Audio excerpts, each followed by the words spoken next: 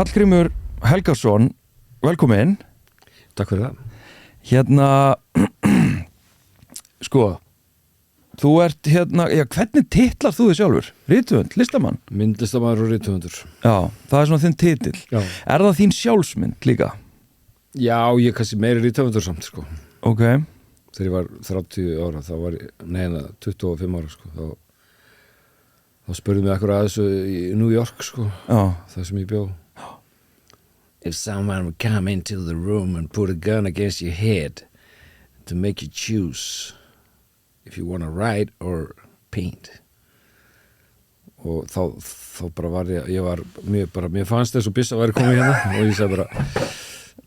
já, ég ætti að velja að skrifa ef ég ætti bara að velja eitt, sko. Ok. Þannig að það sterkar í mér, kannski. Samt var ég þá ekki byrjaður að skrifa. Nú? Þetta var mjög merkilegt, sko. Ok, einmitt. En hérna, það sem að mér finnst sko áhugavert,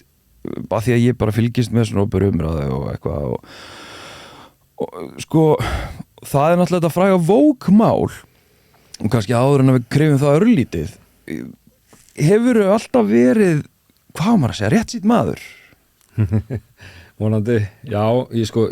pabbi var vinstarmegin og svona alþýðbandalagið og einhvern veginn,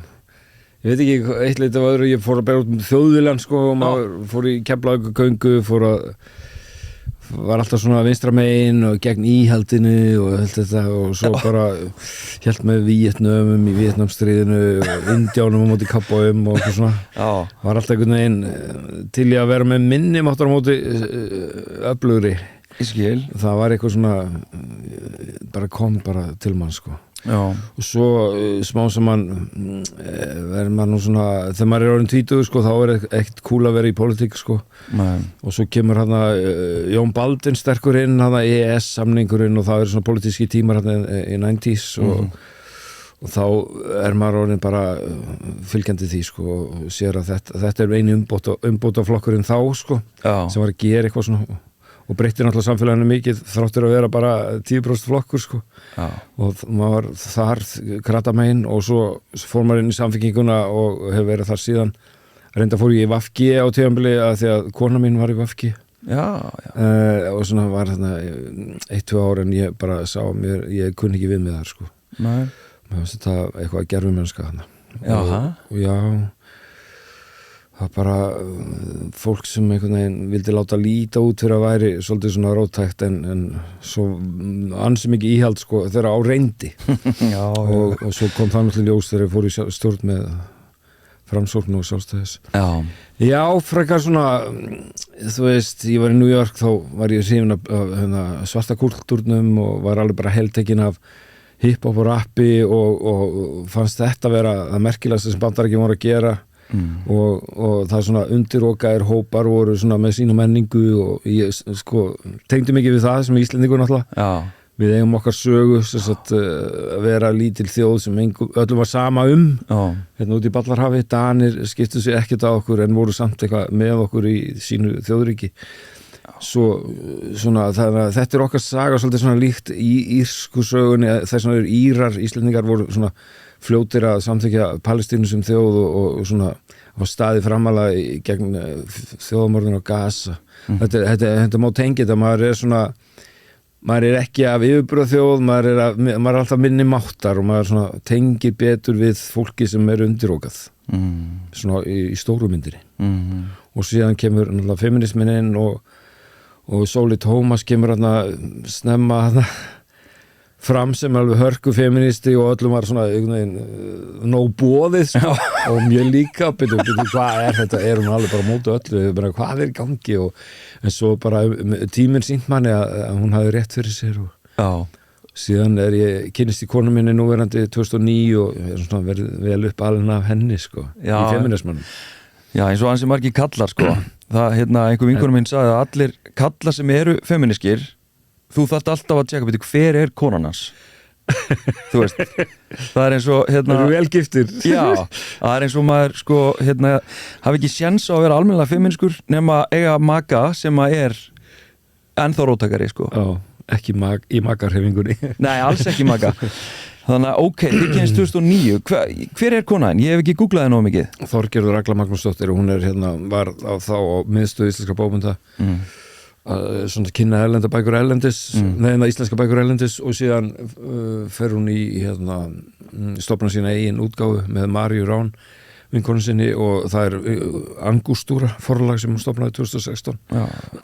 og síðan langaði hann í sálfræðinám var því 3 ár í Háskólanum á Akureyri og svo hún nýbyrjuð núna á bókasafni Reykjavíkur í svona að efla læsi og bókmenningu mitt Ok, sko að þú nefnir Sóleyju þegar hún kemur, ég menna hún hérna hvað mokkablogginu upp úr aldamótum eða ekki? Jú, ég man til dæmis þegar hún var að berjast gegn hann einhverju vændisráðstefnu eða hvað það var Já, klámi eða eitthvað Já, klámráðstefnu Vændisráðstefnu, hljómar ræðilega Já, það vakti mikla athygli og hún var náttúrulega tekin rosalega harkalega og meðferðin á henni bara efni bíómynd sko og þannig að Gils var náttúrulega fremstur flokki og allir þessir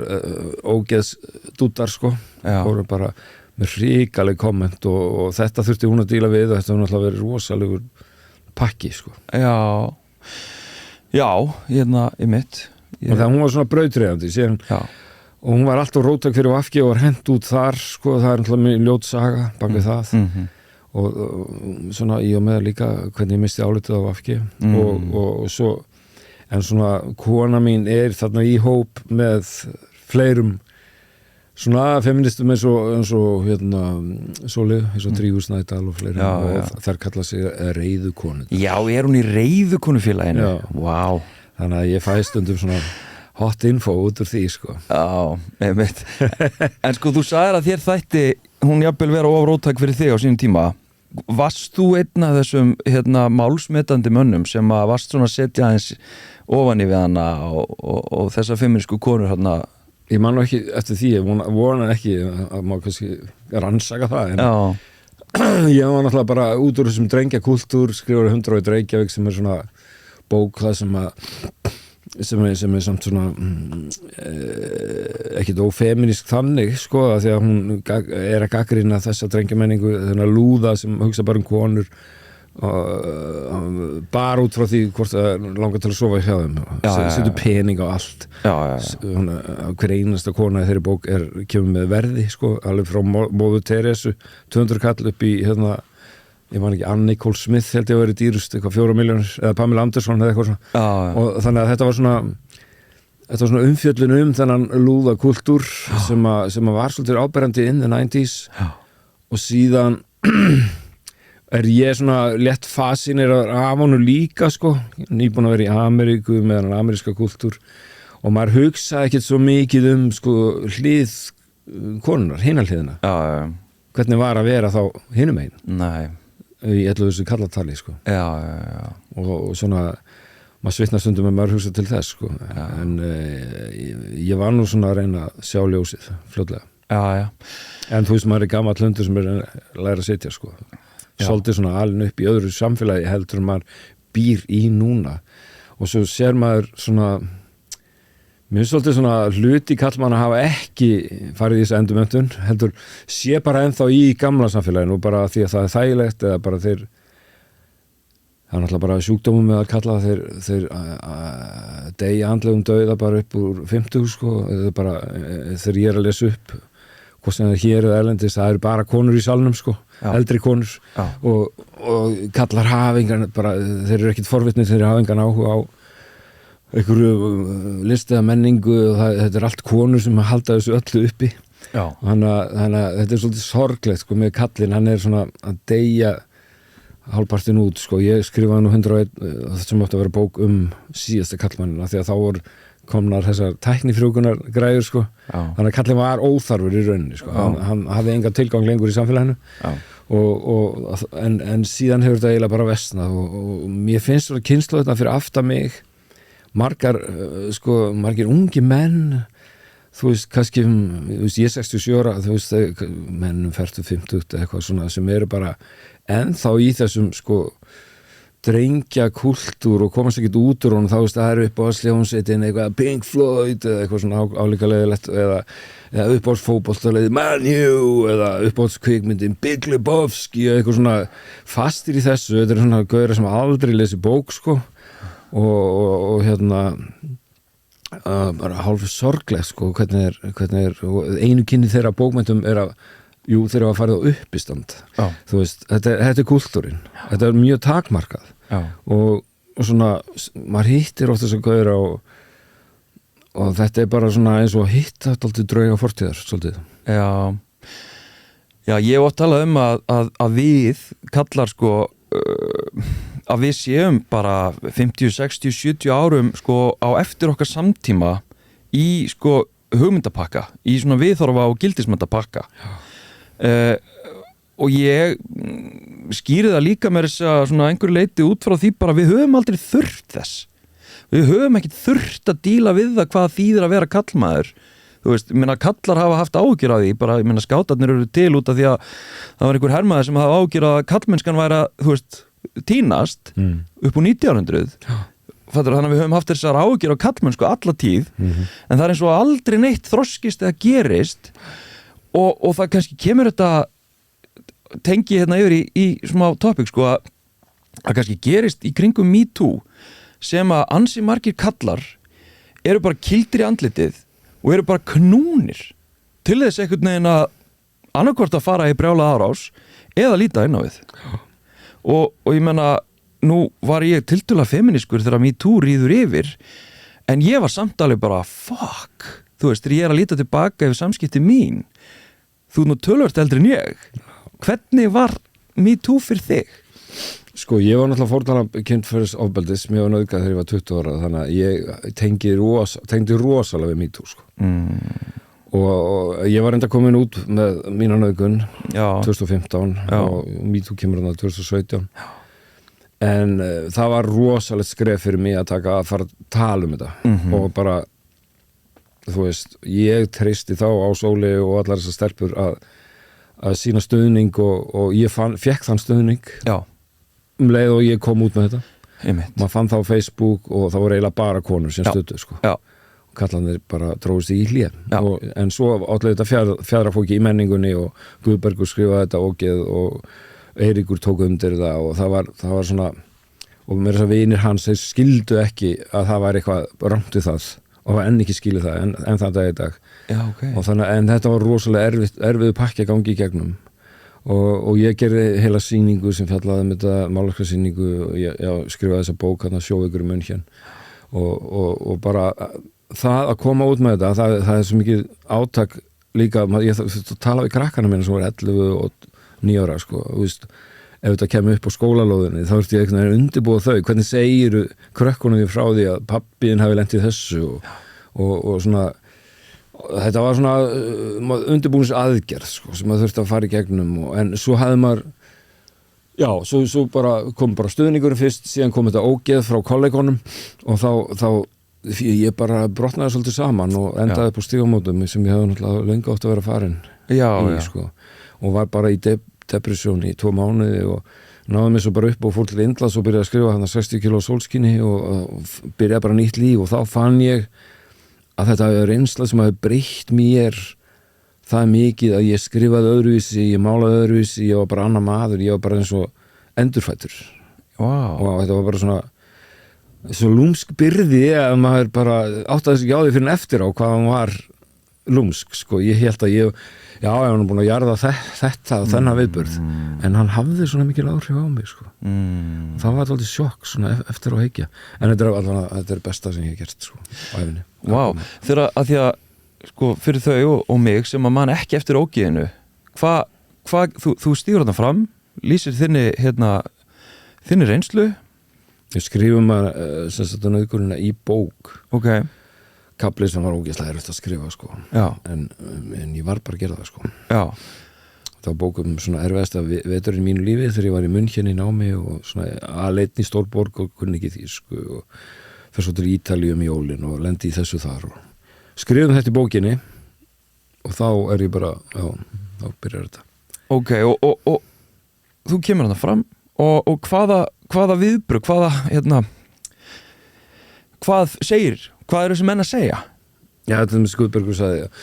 að Guðbergur Bergsson rithöfundur þá, þú veist, hann alltaf hommi sem var aldrei samt komin út úr skápnum og eitthvað beiglaði svona skrítinn með það og sem sagt kemur og skrifa grein í blað að Hallgrímur sé nú bara setja þessa senu í bókina til að selja meiri bækur og fleiri eintök og svona sensasjónalismi og sé að selja sjálfan sig og svo var ein setning að það sem var eiginlega verstasetningin, það var hvaða kynvillingur hafði svona slæman smekk þannig að þetta var alveg svona og svo var sko lýsing á því hvernig hann var eitthvað að höndla rassin á mér og þetta var bara svona yfirgengilegt en ég gæti alveg afgreitt það svona sem alveg svona Guðbergur svo klikkaður bara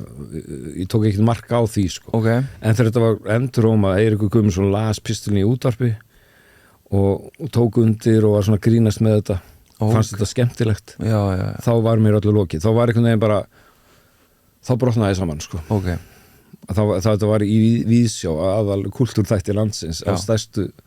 menningarstöðinni þú veist bara RÚV Rás 1 Já Eiríkur Guðmundsson ekki rétt mun að hann látin Já og þegar hann lést þá man ég vissi ekkert hver þetta var því að ég svo menningarsnöðu maður og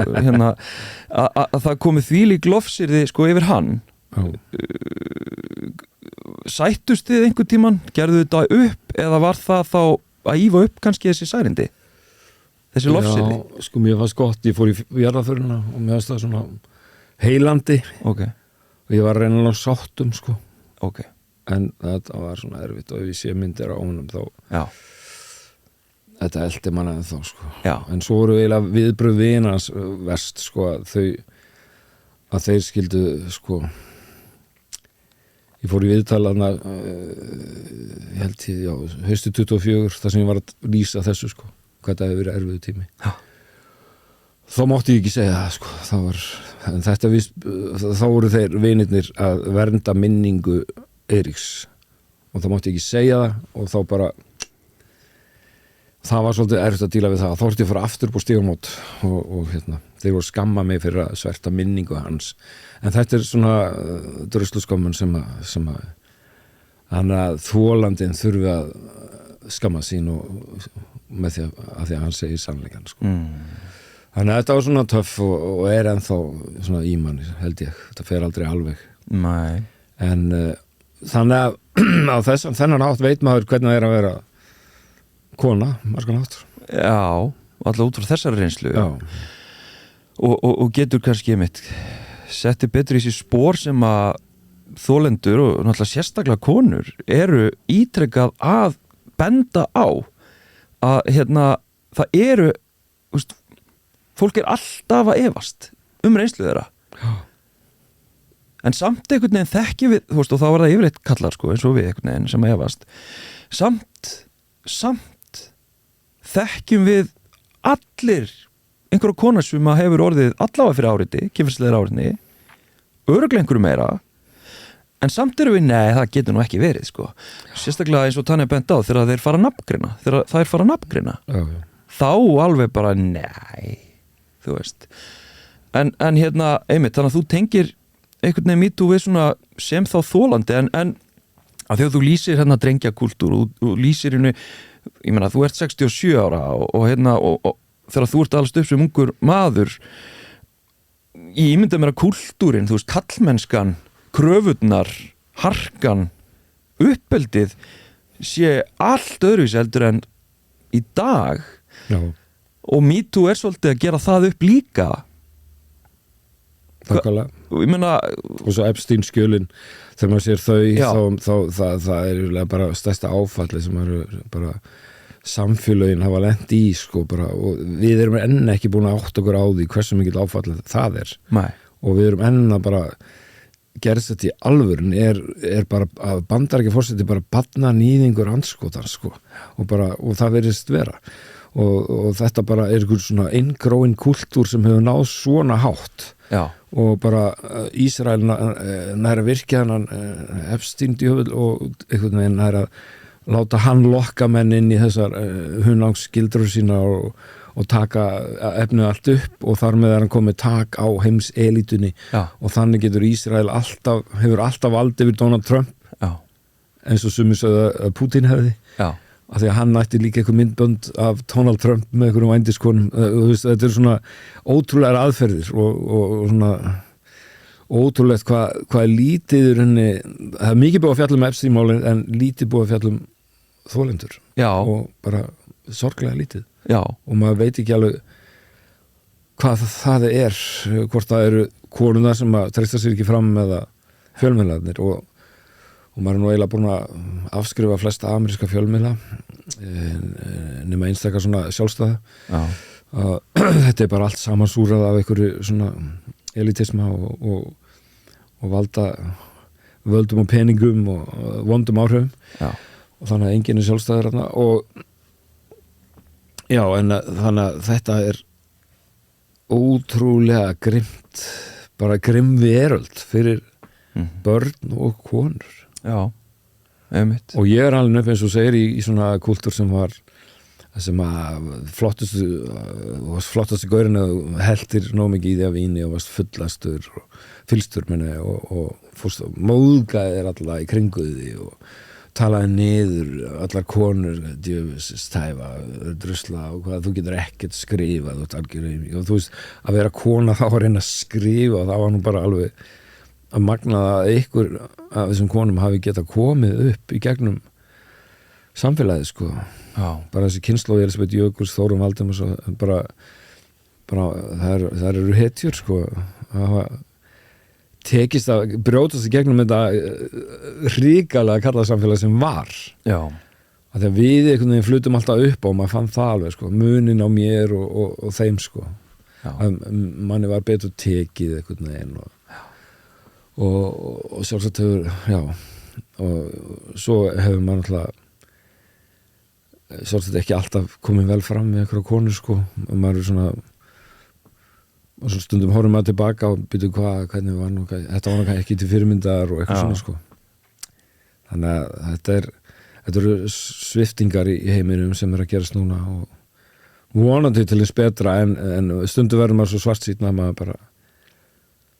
bara skilur ekki hvernig heimurinn er Nei, mitt en talandi sko karlægu forréttindin og karlægni almennt af því að ég meina sannlega kannast ég við það þegar ég stíg inn í jafnréttismálin sko þá bara þú veist, það tala um glerliftu eða glerrúllustigan sko sem að ég fæ far með bara upp alveg svona, ég fæ greitt strax fyrir að mæta og tala um jafnréttismál sem að Sóli hafði ekkert gert fyrir en hún fer bara að starfa við það skilur þannig að þetta var svona áhugamál og konur mega, jú, þau megi koma og segja eitthvað svona þó að þið séuð jafnvel með doktorspróf í kynjafræði svo er ég mættur einhver sjómli með skoðun þá bara, ekki koma þetta bara í alla grunnskóla og framhaldsskóla og vinnustaði og ég menna ég byrja með hlaðvarp og æskilur, þessi karlægu forréttindi þau elta mann alveg sama hvert maður fer, sérstaklega maður fer inn í svona kvenlægan heim sko en síðan sko getur maður pínu afskrifa sig annarkvort með því að ganga of langt í réttlæti, feminisma eða öðru ég er svona að brúa þetta yfir í vókið af því að upplifur einhvern tímann eftir þetta, var þetta ekki bara þetta viðtal á samstöðinu þar sem að Sólveig Anna brjálast eitthvað segir hún sést svo vók og eitthvað og það verður eitthvað bara brjálaði í samfélaginu, náttúrulega stemningin er búin að vera súrna svona síðustu mánuð og ár fram að því, svo bara eitthvað massíft þarna skilur, ég er að spá í áhrifin sem þetta hafði árunum fyrir kannski beint inn í það og hvernig þú upplifið það skynjaðu eftir þetta að fólk var að taka þér öðruvísi sem rithöfund og listamanni eftir þetta, heldur fyrir þetta? Nei, ég skynjaði það nú ekki en svona það komið svona ný tegund af haters inn á Facebook og þessa miðla sko sem að ég held ég er nú bara svona miðflokksfólk svona sem skrifar skilja með uppsölunni eða eitthvað svona sem er ekki mikið að lesa sko þannig að það er svona Snorri kóngurinn hann er eini maður sem hefur lesið 2 bækur sko og það þannig í ríki hinna blindur einu maðurinn kongur sko. Já. En þetta var ókmál, þetta var svolítið svona sérstætt. Ég í rauninni búin að vera á kafi, klára þess að trílógíu, var með yfirlitssýningu og kjarrastöðum, alveg rosalega mikið pakkað, svona búin að vera bara í mörg ár, rosalega mikið að gera og hefði ekki verið að fylgjast nú vel með samfélagsumræðinni. Svo allt vant að kunna smára einu sem oftar, þetta ekki til að koma bara klokkan 1, það var sunnudegi hvað í mars eða apríl, man ekki og ég ok, ég var búin að segja nei svo oft sko. Og þar lendi ég bara við hliðina á Sólveig Önnu og allt í einu bara, ég var ekki búin að mikið hugsa Vogue sko, ég var engin sérfræðingur í því og ég svona hrasa bara inn í þessu umræðu og þegar mér vissi það bara, Sigmundur Davíð var nýbúin að vera, þetta bara helvítis Vogue kjaftaði og Trump var alltaf að tala Vogue-isma og eitthvað svona, þannig að þessi gauðra voru búin að fordæma Vogue-ið og svo kem ég og þá segir allt inn í Sólveig Anna, ég er bara algjörlega á móti Vogue-inu, ég er bara komið nóg að þessu og ég bara, mér bara bregður, ég bara átti ekki vona á þessu og segi bara, þú talar bara eins og Trump og þá var bara allt vitlaust og hún stoppaði ekki þarna í þættinum og ég bara, ég nefndi nú ekki að fara að rífast við hann og hún virtist nú ekki vita mikið Vogue, vissi til dæmis ekki að þetta var mjög svona ábyrjandi í Black Lives Matter hreyfingunni og kemur svolítið það sko, þó þetta sé eldra orð en þetta kemur hana úr svörtu umhverfi og hún bara þverneitaði því og svona, þetta var svolítið svona skrítið að ég skildi ekki, ég held hún væri bara í réttindabaráttu almennt og hækkuð launum fyrir erlenda verkakonur og þú veist bara Efling, frábært stéttarfélag og í þeim pakka fylgdi sko þá með réttindi samkynhneigðra transfólks og allra undir okkar að þú veist og bara eins og maður þú veist þú skilur ekki neitt út undan í þessari baráttu. En þú veist, gamli kommunismin, hann var náttúrulega mjög harður, hann var listamenn, hommar og svona öðruvísi fólk, átti ekki pláss í kommunistaríkjónum. Þetta voru náttúrulega fasismi, náttúrulega kommunismi þegar hann kemur til valda, þá verður hann alltaf fasískur. Og sama á Kúbu og þetta bara sem sagt algengt vandamála þegar fólk svona mikill í réttindabaráttu þá nennir það ekki þessum litlu atriðum eins og að hafa þú veist transfólki með eða samkynniða með eða þennan hóp eða þú veist þetta bara vesen sem að nennir ekki við erum bara hér í launabaráttu við mengan tíma fyrir eitthvað svona drag queens eitthvað. Þetta eitthvað svona sem ég veist fáralegt samt sko, því að menningin skiptir líka máli og þetta verður alltaf að halda sig í hendur þannig að ég alveg Vogue sko, en orðið var einhvern veginn ekki svo mikið íslenskur umræðu en springur þarna út og svo kjölfarið verður eitthvað svona læti þarna sé á rauða þræðinum þarna í sósíalista flokknum og það enda bara, ég held hún hafi bara sagt sig úr flokknum viku seinna sem verður þá til þess að flokkurinn klofnar í eitthvað svona parta og svo kemur Eflingarhópur og yfirtekur flokkin bara setnum vorið bara hostile takeover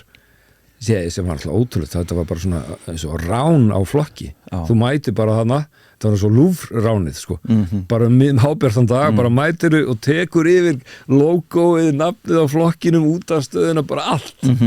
bara og ítir öllum hinum út og við erum á þeim stað núna kannski ári síðar tæpa ári síðar að náttúrulega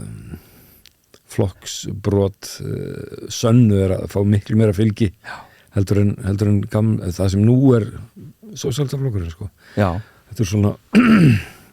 svona sagan í hnótskurt sko einmitt ekki það að ég sé eitthvað að rekja þetta til þáttarins en samt þetta gerðist í kjölfarið. Já, ég meina það og líka, þú veist, einmitt ég vissi svo sem að þessari atburðarás en ég var einmitt ekki búin að tengja þetta svona harkalega saman og auðvitað þetta einhvern veginn að einhverju leiti tengt sko en það er líka bara umræðan í samfélaginu sem að fór á hliðina Vogue og við vorum einhvern veginn sko þau sem að og mér veist vont sko að vera að tala einhvern veginn og hérna til þess Sólveig Önnu og hérna einhvern veginn túlkaði sem hún sagði eitthvað svona en það er mjög hættulegt að tala hana því þú færð alveg bara yfir því dembuna sko á Facebook það var það slæmt að ég mjög ráðlegt að fara ekki inn á þessa slóðir sko. Nei, hún hefur nú líka hún tók sér til einhvern tímann daginn fyrir einhverjum mánuðum og tók upp eldgamlan post frá mér og alveg gjörsamlega sko raunaði yfir mig og ég hef nú aldrei svarað því sko að fara beint inn í það en sko bara þessi vegferð að sko einmitt, þú ert í einhver ákveðnum baráttu og bara ég hef tekið viðtal við hana og dástæðinni og bara hún breytti að mörgu leyti bara stéttabaráttu á Íslandi og verkalýðsbaráttu, bara breytti henni hún gerði það og hún má eiga það og hún var mjög fókusuruð á bara þá baráttu svo einhvern veginn fer hún svona að taka ótrúlega undarlega slagi þú veist, ég meina, ég skil bara þú ætlar ekkert að einbytta þar en einu öðru heldur en þessu en hvers vegna ertu að vera svona miklum tíma í að vera brjáluð út í Vogue brjáluð út í einhverja sjómla eins og mig sem að ekki nóg nákvæmur í einhverju sögulegri yfirferð mætir svo með Snorra Másinu upp í Hádegismóa sko, í viðtal það er einhver strengur hérna á milli miðflokks og sjálfstæðsflokks og Sólvegar og ég skildi ekki alveg Nei, ég skildi þennan ekki heldur og ég þóri valla að staldra lengur við þetta Nei. Það er bara málið sko að þetta eru svo brjálaðir einstaklingar að maður bara fólk veigra sig við því til dæmis að gagnrýna Snorra Másson að því að þá færa bara einelti súpuna yfir sig og fólk svona ríkir þetta er svipað Davíð Oddsson stundaði að það þorði enginn að segja neitt við hann eða mót honum af því að hann sá viðkomandi vissi að hann tekinn á teppið, hann myndin viss af vinnuna hann verið útskúað, bólað út þetta er svona ógnastjórnun sem á ekkert að líðast sko. Nei, ég veldi fyrir mig sko að því að þú konaðin nú í Reiðukonufélaginu sko að ég hugsa stundum þú veist að ég veldi fyrir mig akkur tekur hún mig fyrir, akkur tekur hún þig fyrir kýlur einhverjum svona menn sem að eru bara svona að reyna að vanda sig og reyna að hafa jákvæð áhrif á samfélagi sko og ég bara veldi fyrir mig, getur í alveg verið að þetta tengist því hvernig til dæmis Halla og Drífa gagnrýndu hana þegar þær voru í ASÍ þú veist, getur verið þetta sé bara persónuleg særindi sem að hún svona skvettir á alla sem að tengjast þessu Reiðukonufélagi á einhvern hátt Já, þú menar, já, þetta er ekki bara mjög góð skýring það er bara ótrúlega basic bara manneskjur nú frekar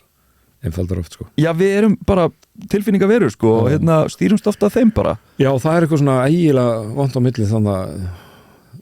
Sólvegarinn og Höll og Drífu og þeirra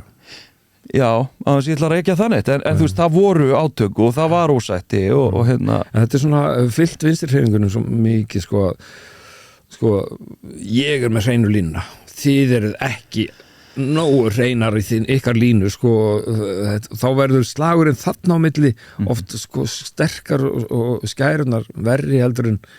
við hinn raunverulega andstæðing og þetta er alltaf að gerast aftur og þegar ég var skrifað 60 kílóin sérstaklega síðustu bókina þá fór ég svo mikið inn í verkalýðssöguna hvernig verkalýðshreyfingin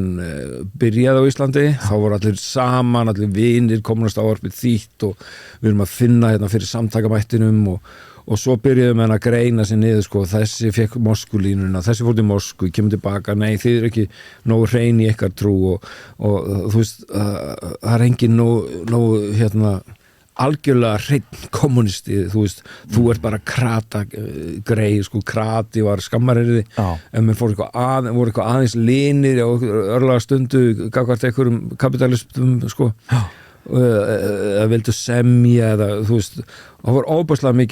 mikil reiði og klopningur og blóðsýrði í garð bræðranna sko, og milli bræðra og systra í verkalýðsbaráttunni sem allir því svo að flokkarnir klopnuðu og kommunistaflokkurinn stofnaður og alþýðflokkurinn verður sér og svo síðan hefur þetta haldið áfram alla öldina og viðstum hann alltaf að kljúa sér niður í einingar og það er bara núna síðast bara í fyrra sko það bara heldur áfram til sagan endalösa það er engin nógu fullkomin til að passa í flokkinn og þessi afstæða til Úkrænustrísis er náttúrulega bara alveg hræðileg sko hjá þessu liði sko að geta fordæmt þjóðarmorði á Gaza en ekki í Úkraínu og bara að því að ég veit ekki af hverju að því að Rússland var einu sinni kommunistarríki var eina skýringin sko þannig að það má ekki gagnrýna þá sko. Eins og Bandaríkin svo er pæla sko hérna því að þetta gerist náttúrulega með Framsókn egoið á Sigmundi Davíð einhvern veginn svona var fyrir álitsnekkjum og hann stofnar þetta bara maka fyrirbæri sem að virðist ekkert virðist sem að hugmyndafræðilega fjármagnað af einhverjum risum út í heimi. Já, það er komið í ljós núna, það er svolítið nýtt svona, það er ekki kvartlað að manni. Nei, og ég meina, það hefur ekkert farið á milli mála í orðræðu, bæði Sigmundar í langan tíma og svo Snorra og bara miðflokksins í heild og stuðningsfólks. Þetta er bara þessi trömpíska orðræða og hugmyndakerfi og svo núna varpaði heimildin ljósi á það að ég meina það var viðtal við framkvæmdastjóra hjá Sameinuðu þjóðunum, ég man ekki hvað hann heitir á RÚV fyrir tæpu ári síðan og þá var hann að lýsa því hvernig svona anti-gender hreyfingar virka og hann er bara að lýsa því að það er bara haldin málþingina og það er öllum bara flogið út og það er bara að stilla saman strengi og það er verið að plotta strategíu, leikjaplanið. Það bara var í fréttum daginn að Sigmundur Davíð og fleiri úr miðflokknum voru á svona fundi, skilur. Þannig að hvað þurfum við meira til þess að skilja? Þetta snýst ekkit einhverja hagsmuni þjóðar en þetta snýst ekkit íslenska menningu. Þetta snýst bara, ég veit í alvörunni ekki hvað það snýst. Snýst bara að þeir verði stórir og komist í valda og verði einhverjir ráðherrar sko. Sigmundur og Snorri og félagar. Já, hvað svo? Já, hvað svo? Svo bara deila þeir og drottna að því að sko agendan er svo þunn sko. Hún er bara eitthvað svona, þeir eru bara í menningarstríði þó þessu alveg menningarsnauðu flokkur, það er svo skrítið sko. En þeir eru enga skoðanir á efnahagsmálum eða hvað á að gera þarna, hvernig á að byggja upp landið, hvernig á að halda samgöngu áætlun eða heilbrigðiskerfinu. Þeir eru aldrei að hugsa um það, þeir eru bara að hugsa um hvaða fáni fyrir utan ráðhúsið sko. Þetta eru svo mikið trivial hlutir sem eru að fást við sko. Já, einhvern talaði að það blása, eins og Trump gerir sko blæsa upp eitthvað svona, segir að demokrata séu svo uppteknir af þetta sé bara transframboð og þau séu bara einhvern veginn afmá ég veit ekki, þessi hefðbundi gildi þú veist, það er þessi svona populismi segi ég bara, sem að er heltekin af þessum agnarsmáa minnihluta og gerir hann að vandamáli. Það er engin annar. Það er bara þeir sem að hafa svona mikla ráðgjur að því að einhverju aðri séu að því. Þú veist, eins og nú voru svartir vandamálið, svo var það konur, svo, þú veist, minnihlutahóparnir minga alltaf, sko. Og svo er það samkynhneigðir og nú er það bara komin í trans, sko, sem er náttúrulega bara mjög lítið hluti ég veit ekki hvernig er alltaf hvað er alltaf að finna næsta andstæðing, sko. Ég meina svo náttúrulega það getur verið bara fólk með einhverfu eða, þú veist, bara sem sagt, umburðarlyndið er bara í stórhættu, umburðarlyndið er mjög mikilvægt og eitt af svona stærstu kostunum í Ísland að við erum umburðarlynd þjóð og rasismi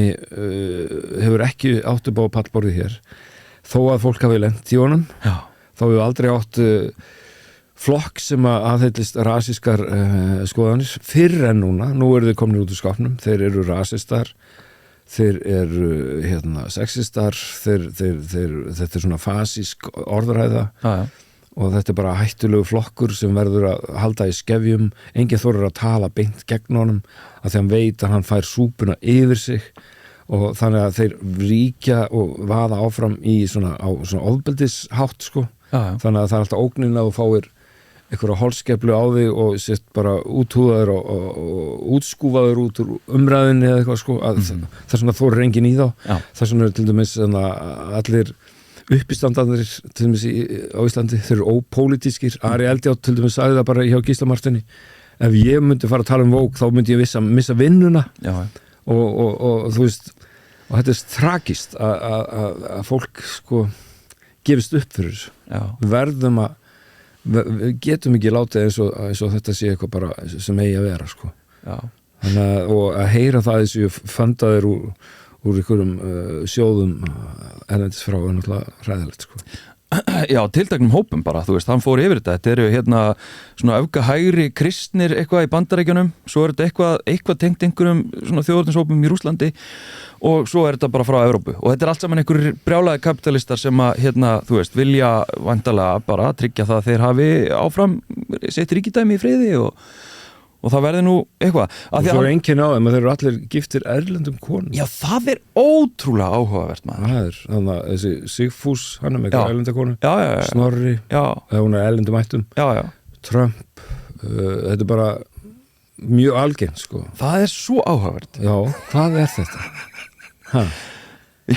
Anti-immigrant flokkarnir er allir giftir immigröntum, sko. Já, það er mjög áhugavert, sko. En hérna, sko, ég lofaði nú að vera akkurat þetta lengi en mér langar bara að ræða örlítið skiptingýr að því að mér finnst líka áhugaverð staðreind sko að þú verður afi og pabbi á saman tíma. Já.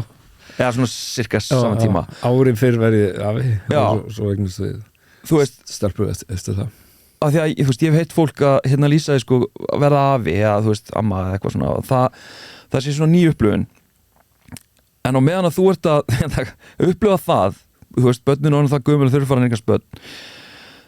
að þá eignast þú barn og ferð aftur í hakkavélina þú veist, hver er munurinn hérna að vera á eldri árum með unga barn og svo bara þegar þú veist ekkit í hausina þér þannig sé sko alveg börn. Já, maður var náttúrulega í þessum þrældómi í mörg ár, þú veist ég upplýði aðalega sem skuttlið sko. Já, ok. Ég var bara er skuttlið í þriðjuvaktinni eða ekki? Já, er annarri vaktinni. Já, það er að gera sko. Já, að gera. Að hugsa, sjá fyrir. Já, æfingin er klukkan 7 eitthvað. Já, það er þriðjuvaktin sko. Ég var í því líka sko, en núna er ég verið að viðurkenna að kona mín er meira á þriðjuvaktinni og þetta er hennar fyrsta barn. Já. Kannski út af því en þetta er bara ævintýri sko, við vorum mjög lengi að reyna að eignast barn sko, ég og Agla vorum í 7 ára að reyna sko já. Og svo bara var þetta síðasti möguleikinn voru settið fósturvísar í fristi og 8 eftir og 2 brugðust og svo bara síðasti sjans og þá var hún búin að vera í fristi í eitt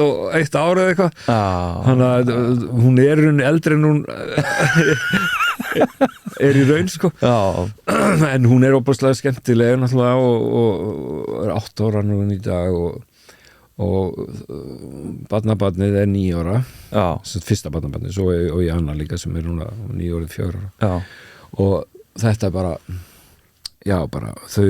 þær eru ótrúlega góða saman og það kallar mig alltaf pappavi af því að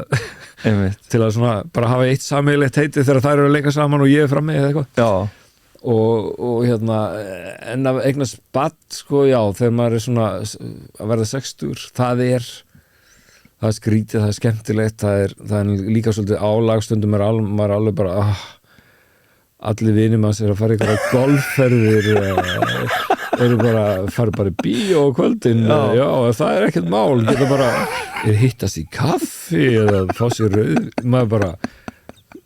veit ekki eins og hvað það er sko. það er aldrei neitt svona döðu tími þetta er alltaf bara alltaf að hugsa þrennt í einu og þegar þú ert að tala við konuna þá er líka eitthvað samtal bak við eirað frá hinu barninu þú veist maður getur aldrei gert neitt bara hella upp á kaffi það er ekki boðið það er alltaf eitthvað svona pabbi, sjónvarpið virkar ekki það kom eitthvað fyrir það er alltaf svona en svo maður reyna að segja sér að þetta haldi manni bara ungum sko og vonandi er það en maður nýtur eða svona aðeins betur maður er svona smá fjarlægð maður er ekki alltaf í sklæverínu sko, harkinu maður er ekki alltaf alveg að drukkna maður er svona stundum kemur svona tími og horfir á hana sofandi og bara, hvað er yndislegt að eiga svona ungt barn og ég var þetta gamall og eitthvað svona og svona ljúft sko og síðan horfir líka bara á konuna mína og þetta loksins eignaðist hún barn og það er svo mikið gleði og það er svo fallegt að hafa tekist það og maður er bara prísa sér sælan sko hverjum degi. En ég ímynda mér sko að þegar þú lýsir, þú veist, þetta var svo erfitt, þetta tók svo langan tíma og svo, þú veist, ég á 3 börn og hérna yngsta er sko á 4. aldursári 3 ára og svo eina hérna 8 ára sem er að vera 9 ára að sko ég ímynda mér að því að það er krefjandi að eiga svona ung börn þú veist, það bara er það er álag og það er tilfinningulega erfitt og þú ert oftar en að hérna, einhvern veginn, að því að þú vilt gera vel og rétt og hérna, ekki klúðra þessu að sko vitandi hvað þetta var erfitt að koma þessu barni í heiminn, þá ímyndaði mig líka að þegar að þú verður þreyttur og pirraður og nennir þessu ruggliki að þú mátt það ekki. Nei. Maður jarða tilfinninguna bara. Já, þá ímynda mig að þegar ég upplifu svona bara, djúfill ég ömurlegur, er ég eitthvað svona verð pirraður og er eitthvað í símanum eða eitthvað, þá svona, djúfill ég ömurlegur, fæ svona eitthvað svona skömm, sektarkennd, sko. En ég ímynda mér hún sé doppul, jafnvel trippul, sko, af því að út af aðstæðanum. Já, það var svo erfitt, já. Eða hvað, ég bara að bylla? Já, svona, það meira svona, maður þykir ekstra mikið vænt hana, eða svona, maður horfir svona því lík kraftaverk þetta bad, sko. Ok. Það er þannig, sko. Já. Ok. Þannig að þú minna í sektarkenndin og skömminni yfir að klúra einhverju. Já, svona, kemur einstaklega fyrir svona, yfir að gengur illa að svæfa og líka þetta að svæfa, þetta orðið svona, alna pakkin það var. Já. Sko, maður var bara sendur inn í rúm klukkan 8 og maður fór bara eitthvað einn og sofa en núna þetta eitthvað krafa það bara upp í hjónarúmi að lesa og svo búið að lesa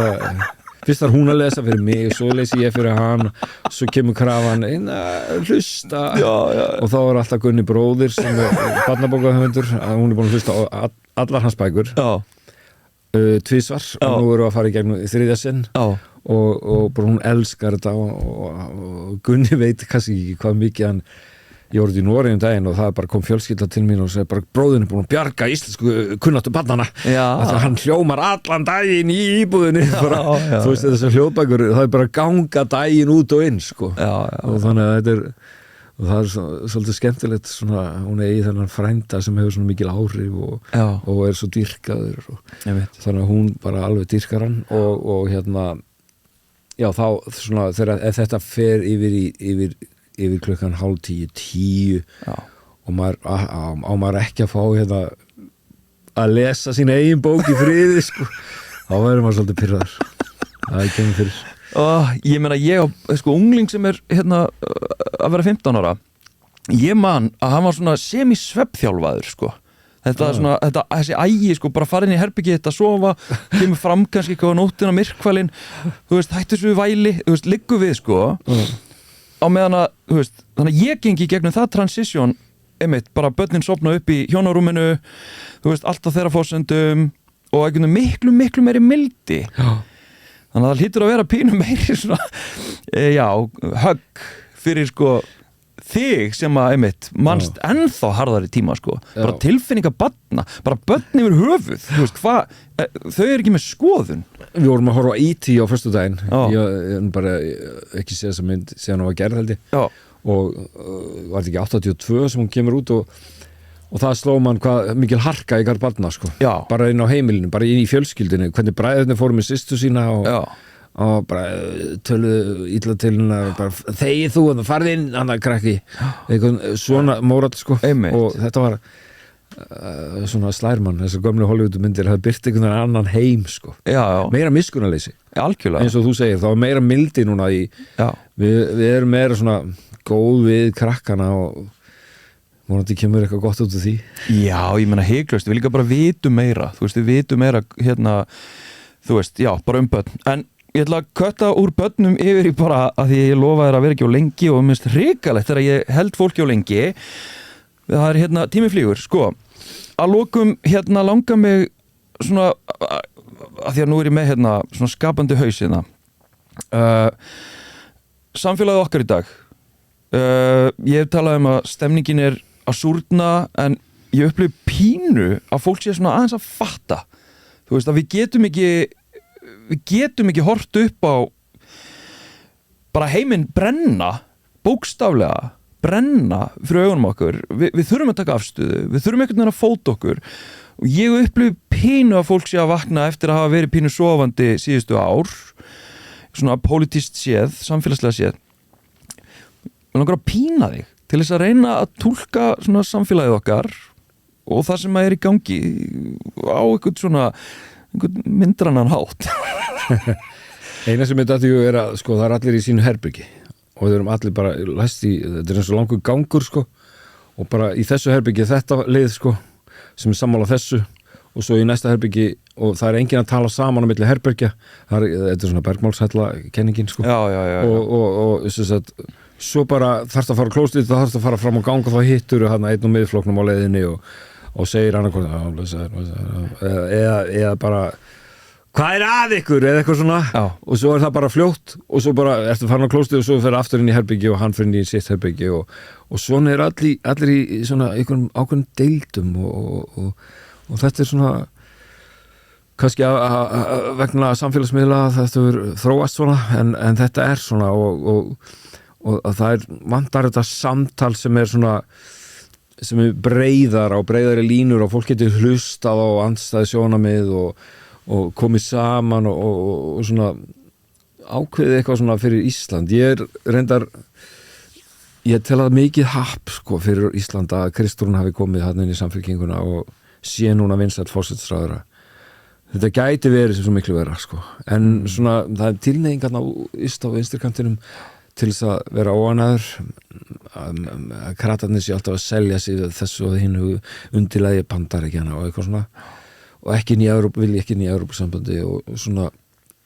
það alltaf þetta frekar þann versta en þann næst besta sko. Þá Kristrún kannski næst besti kosturinn ekki henni perfekt kostur sko. Það ef við værum í meirihluta en þess að og hún ekki skárri en þú veist Bjarni Ben eða eitthvað svona sko og mér finnst þetta svo leiðilegt viðhorf verðum svona aðeins að tóna okkur niður úr þessu og reyna bara að sjá að það jákvæðir hlutir í gangi í stjórninni sko. Ríkisstjórnin að gera ágætis hluti og á réttir leið finnst mér, þeir eru að reyna að efla fjölga hjúkrunarrýmum og byggja fleiri vegi og laga heilbrigðiskerfið og þú veist og fara að gefa fólki séns og segja hvort við viljum fara í Evrópusambandið og eitthvað svona sko og ég veit ekki hvort við viljum fara í Evrópusambandið, maður áttur að sjá það maður bara svona aðeins opnari fyrir því ég meira svona að reyna að sjá þetta bara með hlutlausum augum heldur en ég var mikill Evrópusinni en núna ég maður svona ok, skoðum þetta bara og ef það væri hægt sko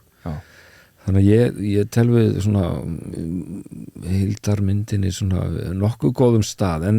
svo það neðri herbygginn í húsinu sko sem eru svolítið svona allir að rífast allir sammála þarna inn í þessu herbyggi og allir sammála í hinu herbygginu en fólk talast ekki við á milli herbyggja sko. Nei. Og núna segir örugglega ykkur að ég sé í þessu viðtali að tala við þig og við séum þarna bara í einhverju einu herbygginu sko. Já. Ég samt að reyna að tala aðeins út úr því sko. Já. En sko ég menna þetta svona sko á mörgu leyti en að því að nú bara mín vegferð í jafnréttismálum hún hófst á því að ég ætlaði svo sannarlega árið 2014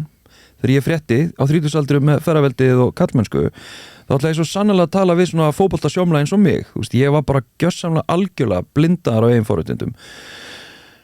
svo byrjaði ég eitthvað svona að vesenast og pæla á eitthvað og bara leið og ég einhvern veginn svona hvað ég segja, svona skilgreindur á eitthvað tiltekinn hátt, þú veist, og feminískur eða eitthvað, þá ekki hlustunarskilur lengur, þá bara lokað sko,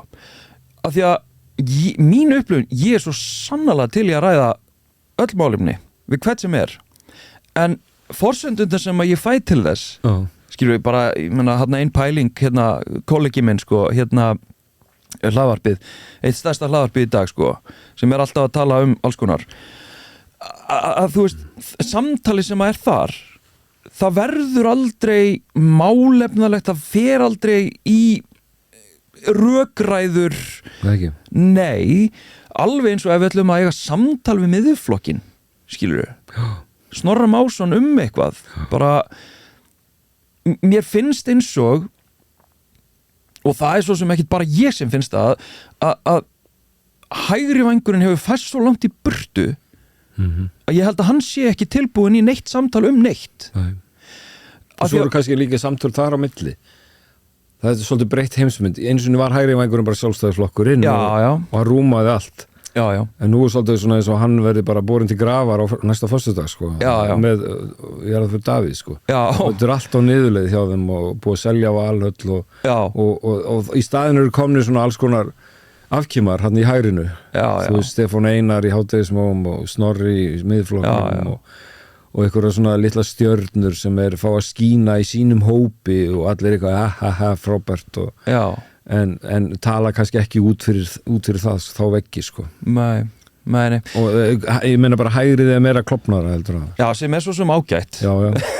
Það svo sem bara fagnarefni en kannski ekki ástæðan fyrir því náttúrulega að því að við erum komið með svo mikið ultrahægri og svona þessi global áhrif og eitthvað.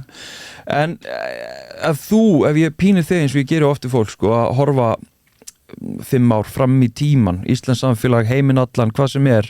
bara þín tilfinning, hvernig er bjartið blikur framundan, þú veist, er þetta fara að verða verra eða er þetta að batna? Hver þín tilfinning? Já, það svolítið erfitt að segja en allir maður reynir ekki að segja bara að það er svo margt sko verið svona